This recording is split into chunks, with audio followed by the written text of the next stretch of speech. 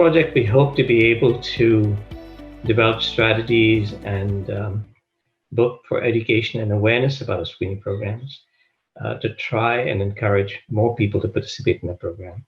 The needs vary. We're not huge geographically compared to other provinces, but in spite of that, although access to services should not be a challenge given our geography, we recognize that some people do not access the services that are available.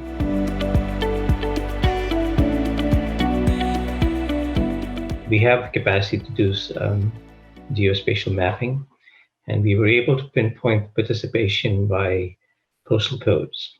And using that, we thought we will try and determine where the areas of poorer participation were, and then try and develop strategies to maybe educate that particular population or increase awareness, etc. But again, by linking up with other databases, we're able to sort of determine whether that population is defined as urban or rural or semi-rural, and what the income quintile would be and what the education levels would be.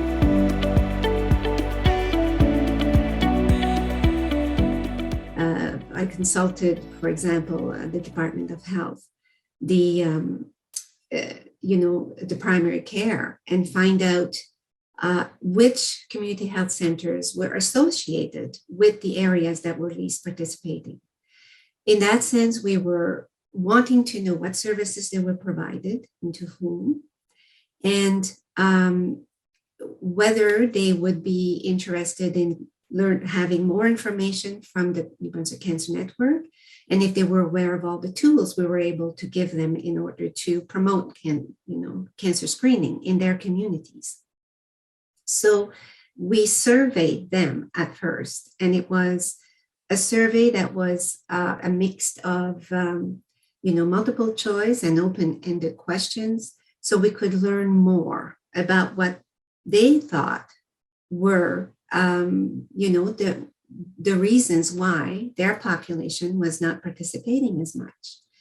Therefore, we were able to provide them with information to start with, find out some information from their point of view, and then look at what were the perceived barriers and enablers to cancer screening. And the reason we did that was that we wanted to go there first to find out if their perception were the same as the public. For the public surveys, we wanted to know what their reasons for not being screened, what not going for screening, cancer screening was. And the second question was really what would help them better understand the importance of cancer screening.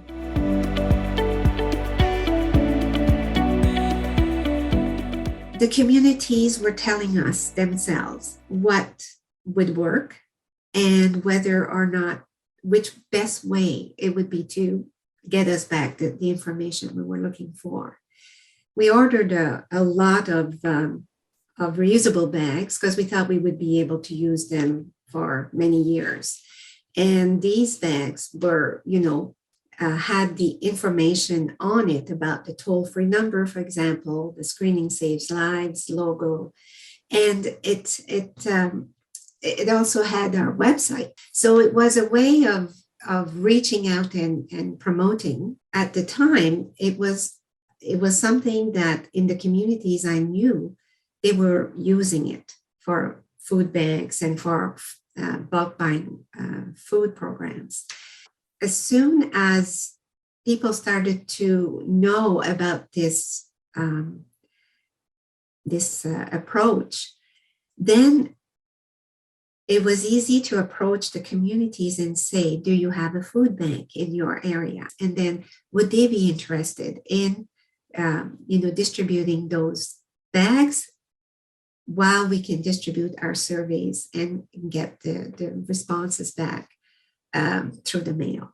But it was up to the community contacts who would then take on those bags and distribute them in areas of their community where Chase DAs or bingos or the fresh fruit program the food banks would be located, and this is how it would happen. Really, our role was to provide the material, the information, the bags, and then it was up to the community to make the best use of those bags and to spread the word the best way they thought was appropriate for them under the circumstances.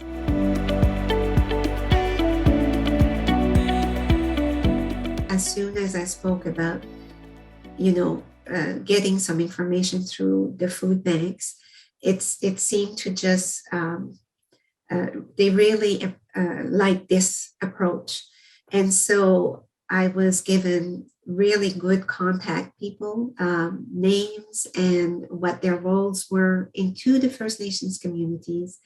And really in no time at all, at their request, I was able to distribute, I think it's 600 bags in 5 of the 6 communities. And that's important to understand, that even what works in one First Nations community does not necessarily work in another. When we were allowed to go, that the restrictions were lifted enough so that we were able to host a booth at a powwow, we were able to share some of these findings with the community members. And the contact was there with us the whole time.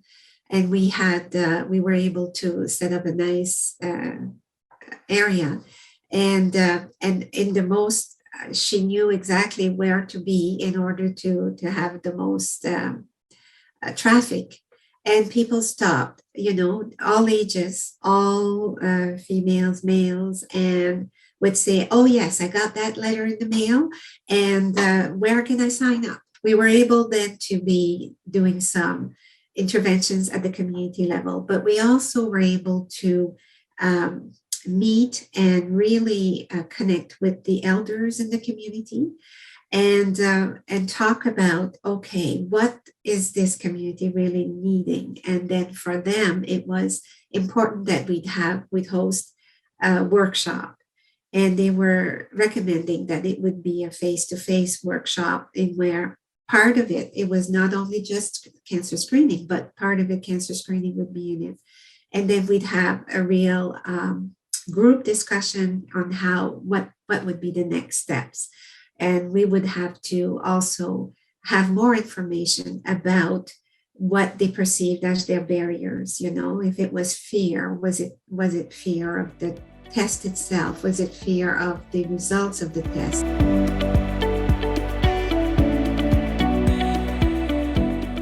It was pretty clear that in every low participating areas, whether they were First Nations or Anglophones or Francophones, fear was the number one barrier for people to participate. And then the number 2 was lack of information. And then lack of information was like, it was as if they needed to hear it. Like the enabler for them was they wanted to have community members talk about maybe somebody who had an experience and was able to tell of how easy the test was made, or how to go about it, or having a bit of a show and tell, much more than having a letter. The number 1 enabler, and in almost all general and low participating, an explanation from any healthcare worker, not necessarily a primary care provider, nurse practitioner, or a physician, but anybody. It could be an LPN, it could be a dietitian, it could be a social worker, any healthcare professional could give them the explanation about what the cancer screening test was, especially for the colon, was the number 1 enabler. And in some areas, it showed that, a toll-free number is great for the general population if they want to ask some question when they get their invitations. But for the low participating, they don't reach out. They prefer to have Facebook ads. They prefer to have newsletters. information in their community newsletters. It came out over and over, but this does not really work well into urban areas. So in the big cities, that's not how to best, communicate with them. So it varies, but luckily at NBCN, we do various ways of, reaching out to them. So the Facebook ads are there already.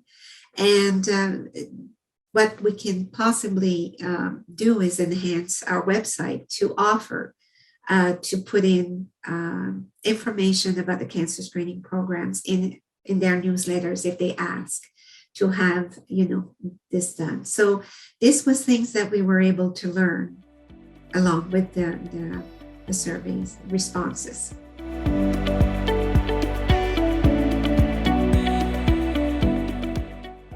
We are the New Brunswick Cancer Network. We oversee cancer programs in the province. And the way we do this is by working with our partners and developing networks.